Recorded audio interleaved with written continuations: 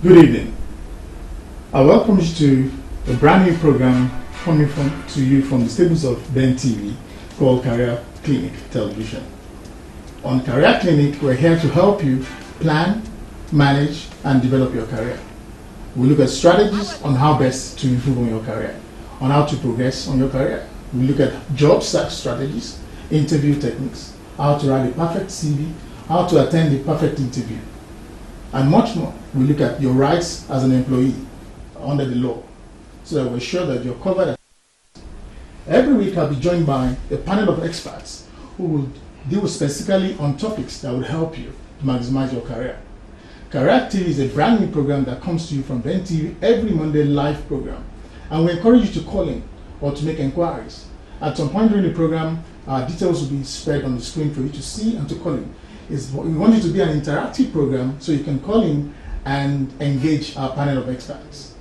Join me in the next few minutes as I bring on to you our first guest.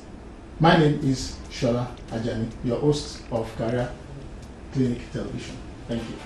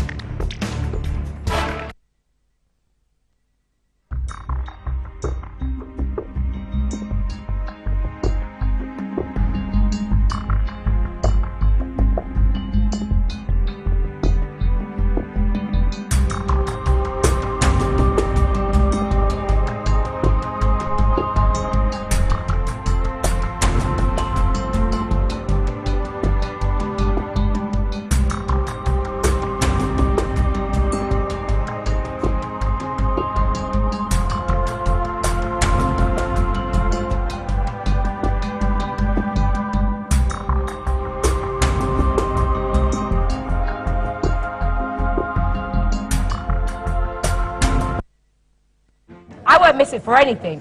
We'll be there! I wouldn't miss it for anything. I'll be there! We won't miss it. I'll be there. I'm on a mission. Stay there. I'm on a mission too. Yes, me too.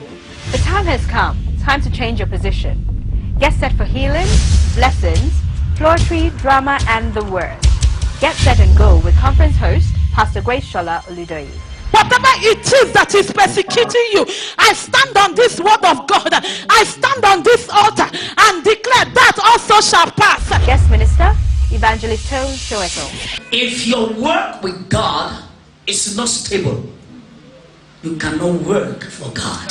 Special ministrations by Divine Icons, D2IC, Generation Changers, Center Stage, Women on a Mission Choir, Gideon Men, and many more. Venue, the Hub Studios, 90 Monument Road, Bow, London. Date, 22nd of July to the 24th of July, 2011. See you there. Can't miss it for anything. Yes, we won't miss it. Will you?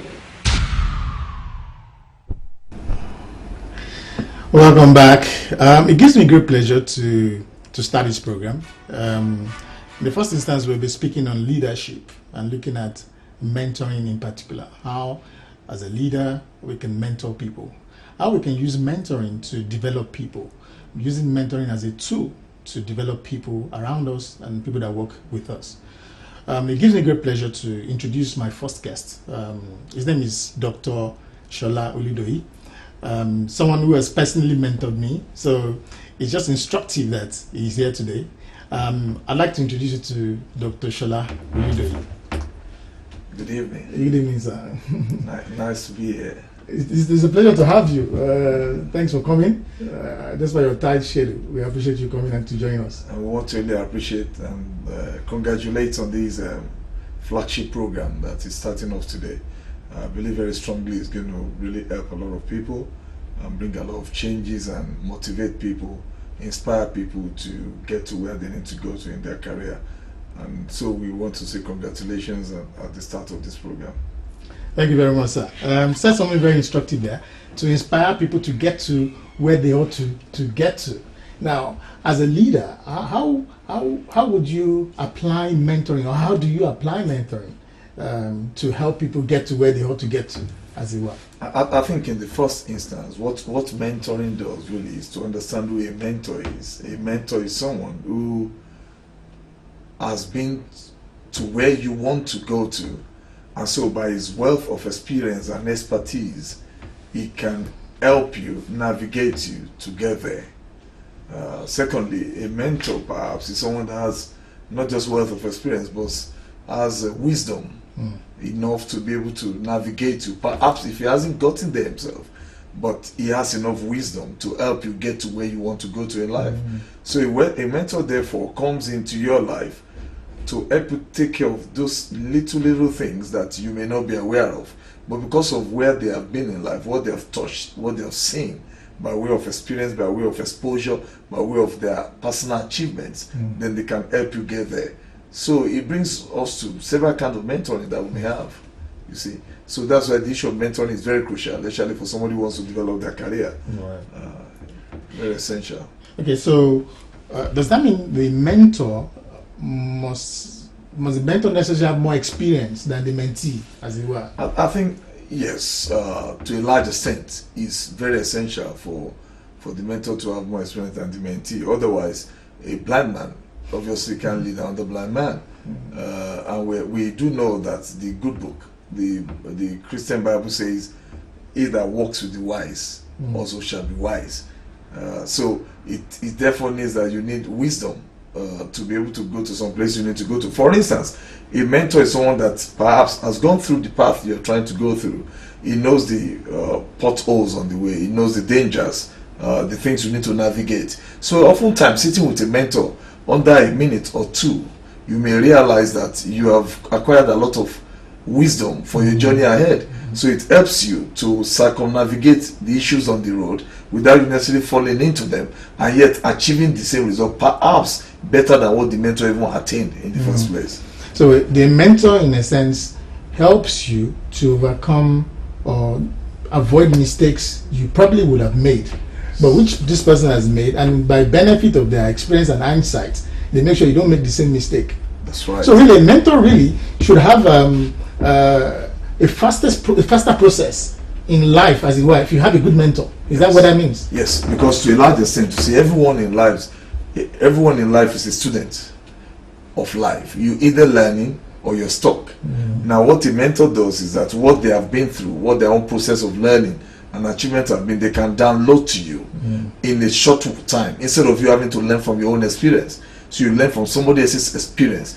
But then the danger, of course, where the issue lies is many people aren't willing to be mentored, and many are not willing to sit under a mentor, because you see, your mentor is like a coach and a friend at the same time. So he plays dual role in your life. So many times things he may be telling you to do may not be as exciting for you, but what happens is because they've seen just a little bit farther than you, so they help you to avoid the mistakes, but also get there a bit quicker than without a mentor. Right. You said something there. Should your mentor be a friend, or should he be friendly? I think it could work in both ways. It's good for your mentor to be a friend, but also because of the issue of deference and respect, it's good to have a friendly mentor who can take you by the hand and lead you on. But a lot of the attitude of the mentee is very crucial, because you got to appreciate that not everyone will have an opportunity. If you're talking of type of mentors, for instance, to be mentored at close range, not everyone's going to have the opportunity. So you have mentors that are at close range, you have mentors from a distance, you have mentors you follow from afar, you have those you have access to. So how you respond as a mentee in those instances will determine a lot of what you get from them as being your mentors. Right. Okay. Good one. Now, is there a difference between mentoring and coach, or a mentor and a coach? What's the difference? I think the difference between a coach and a mentor is that many times your mentor may not be someone you pay to do a job for you. It usually comes out born out of relationship. Right. Okay. Now, of course, depending on the setting, it might involve some financial remuneration, but many times it doesn't involve that, but rather it's born out of relationship, and usually it's the mentee that goes after the mentor. Right. Okay. Whereas a coach advertises what they do. Now the person who needs coaching goes to the coach, but you pay for what you are being taught to do. So where the issue with mentors lies is the mentor can't force you, whereas a coach can. A coach has the right to do so, because that's what he's paid to do. Okay, and I think I'm picking up something here. A mentor can invariably be for life. That is it. And a coach can be for a specific period in your life. Exactly. Right, okay. Now, also what happens is that the way life works, the way God works life, it brings different people into our lives at different stages.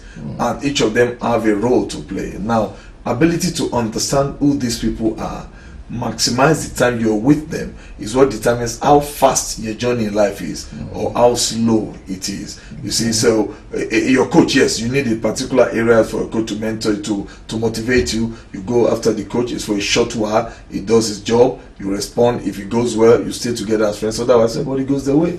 But for a mentor, it's a bit different. You see, your mentor sees what you can be. He has seen you, what you are, a picture of you. Whereas you may not have seen it that way.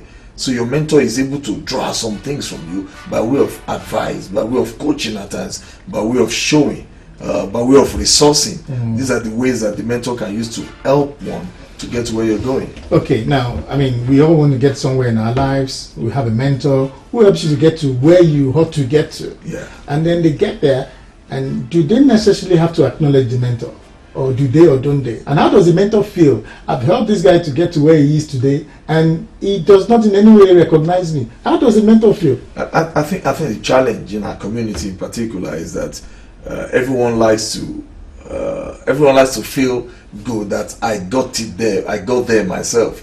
But realistically, nobody in life actually arrives at a destination without help. It's impossible, because you always need one finger to point you out. You need one finger to teach you one thing or the other you didn't know. So a careful look back at one's life will point to you people that have played very vital roles in one's life. And I think everybody in life deserves appreciation. So it's a very good thing that should be practiced, that you acknowledge people that have helped you in any way or form. Either they gave you a bottle of water to drink when it was crucial, or a glass of water or something, or they just made a statement to you that could change the course of what you're doing forever. And now those are people I call landmarks in one's lives.